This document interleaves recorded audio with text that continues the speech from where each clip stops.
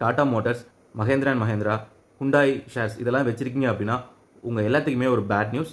இன்னும் மார்க்கெட்டில் இந்த ஷேர்ஸ் எல்லாமே அடி வாங்க போகுது. ஏன்னா இந்த வருஷம் ஏப்ரலில் டெஸ்லா இவி கார்ஸ் வந்து இந்தியாவில் லான்ச் பண்ண போகிறதா அனௌன்ஸ் பண்ணியிருக்காங்க. அவங்களோட பேஸ் ப்ரைஸ் பார்த்தீங்க அப்படின்னா $25,000, அதாவது 21 to 22 லட்சத்துக்கிட்ட வரும். அண்ட் இம்போர்ட் டியூட்டியோட சேர்த்தோம்னா 30 லட்சத்துக்கிட்ட வரும். அண்ட் டோட்டலாக ஆன் ரோட் ப்ரைஸ் வந்து 35 to 40 lakhs வரும். இந்த மாதிரி லேட்டஸ்ட் அப்டேட்ஸ் உங்களுக்கு கிடைக்கணும் அப்படின்னா என்னோட சேனல் சப்ஸ்கிரைப் பண்ணிங்க அண்ட் மறக்காம நோட்டிஃபிகேஷனை கிளிக் பண்ணிங்க. ஸோ இதனால் ஆல்ரெடி இந்தியாவில் இருக்கிற ஆட்டோமொபைல் இண்டஸ்ட்ரி எல்லாமே வந்து அடி வாங்குறதுக்கு வாய்ப்பு இருக்குது. ஏன்னா இப்போ தான் வந்து இவி மார்க்கெட் வளர்ந்து வந்துகிட்டு இருக்கு. அண்ட் காம்படிஷன் வந்து லாஸ்ட் இயரில் தான் கொஞ்சம் அதிகமாக இருக்குது. இந்த வருஷம் இன்னும் அதிகமாகவும் எக்ஸ்பெக்ட் பண்ண போகிற நேரத்தில் டெஸ்லா உள்ளே இறங்கும்போது கண்டிப்பாக இன்னும் காம்படிஷன் அதிகமாக தான் போகும். இந்த ஆட்டோமொபைலில் இருக்க கம்பெனி ஷேர்ஸ் எல்லாமே வந்து பெருசாக க்ரோத் உங்களுக்கு கொடுக்காது. ஏன்னா இப்போ பார்த்தீங்க அப்படின்னா ஆட்டோமொபைல் இண்டஸ்ட்ரி மூணாக பிரிச்சுக்கலாம். ஒன்று வந்து மிடில் கிளாஸ், அதாவது 0 to 20 லட்சத்துக்குள்ள பட்ஜெட் கார்ஸ் எல்லாமே வந்து இந்த கேட்டகரியில் வந்துடும். செகண்ட் வந்து மிட் செக்மெண்ட் வந்து 20 to 40 லட்சத்துக்கு, இதில் எல்லாமே வந்து காம்பேக்ட் அண்ட் மிட் சைஸ் இவிஸ் எல்லாமே இந்த கேட்டகரியில் வரும்.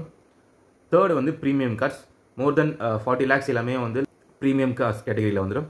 ஸோ இப்போது டெஸ்லா லான்ச் ஆக போகிறது இந்த ப்ரீமியம் செக்மெண்ட்டில் தான். இப்போது தற்சமயத்துக்கு ப்ரீமியம் செக்மெண்ட்டில் இருந்தாலும் ஃப்யூச்சரில் இவங்களோட டாமினேஷன் மிட் செக்மெண்ட்லேயும் வர வாய்ப்பு இருக்குது. ப்ரீமியம் செக்மெண்ட்லேயும் மிட் செக்மெண்ட்லேயும் இருக்கிற கார்ஸுக்கு டெஸ்லா வந்து ஒரு காம்படிஷனாக வரும்.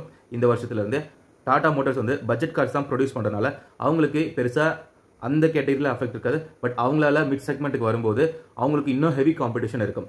ஸோ ஓவராலாக பார்த்தீங்க அப்படின்னா இந்தியாவில் இருக்கிற ஆட்டோமொபைல் இண்டஸ்ட்ரிக்கு அடுத்த 3 to 5 வருஷத்துக்கு பெருசாக எதுவும் ரிட்டர்ன்ஸும் வராது.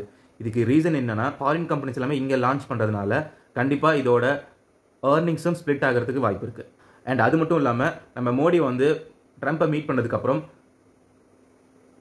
இம்போர்ட் டியூட்டியை 110% 15% குறைச்சிருக்காரு. இது அப்பட்டமாக தெரியுது. எலான் மஸ்க் வந்து ட்ரம்ப் மூலிமா நம்ம பிரைம் மினிஸ்டருக்கு சொல்லி இந்த மாதிரி நம்ம இந்தியாவில் வந்து குறைச்சிருக்காங்க. இத்தனை வருஷம் இந்தியன் கம்பெனிஸ்க்கு ஃபேவர் பண்ணாத இந்த கவர்மெண்ட் ஏன் ஃபாரின் இன்வெஸ்டருக்கு ஃபேவர் பண்ணுறாங்க அப்படின்னு நம்ம யோசிச்சோம்னா அது நிறைய பாலிடிக்ஸ் இருக்குது. அதை பற்றி உங்களோட கமெண்ட்ஸ் என்னன்னு கீழே கமெண்ட் பண்ணுங்கள். ஸோ இது மார்க்கெட்டில் இருக்கிற இப்போ லேட்டஸ்ட் டாபிக். உங்ககிட்ட Tata Motors and Mahindra, Hyundai shares இதெல்லாம் இருக்குது அண்ட் அது போக மற்ற ஆட்டோமொபைல் இண்டஸ்ட்ரி ஷேர்ஸ் இருக்குது அப்படின்னு இருந்தீங்கன்னா பெருசாக ரிட்டர்ன்ஸ் எக்ஸ்பெக்ட் பண்ணாதீங்க நெக்ஸ்ட் 3 to 5 yearsக்கு.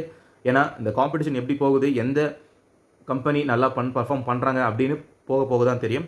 ஸோ கேர்ஃபுல்லாக இன்வெஸ்ட் பண்ணுங்கள். இந்த வீடியோ பிடிச்சிருந்துச்சு அப்படின்னா லைக் பண்ணுங்கள், ஷேர் பண்ணுங்கள், மறக்காமல் சப்ஸ்கிரைப் பண்ணுங்கள் அண்ட் நோட்டிஃபிகேஷன் வர கிளிக் பண்ணிங்க. Bye friends.